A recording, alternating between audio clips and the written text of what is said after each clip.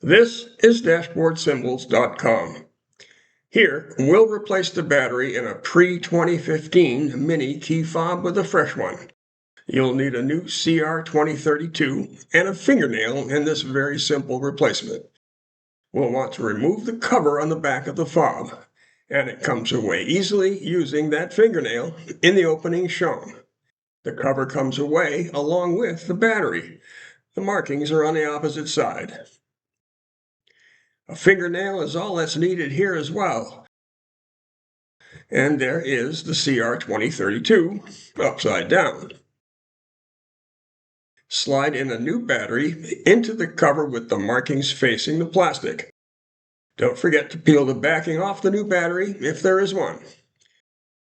We are using a glasses cleaning cloth to avoid leaving skin oils on the battery, which can cause corrosion. Note that I'm holding the edge of the plastic case here, not the battery. We now want to align the opening shown here alongside the battery with the contacts on the fob here. This will align the removal point as well.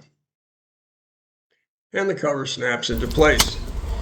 Now test the locks, and you'll be ready to go. For help with other keyless or push-button start cars and key fobs from this or other manufacturers, look for more videos from us here on YouTube, subscribe to this channel, or go to DashboardSymbols.com.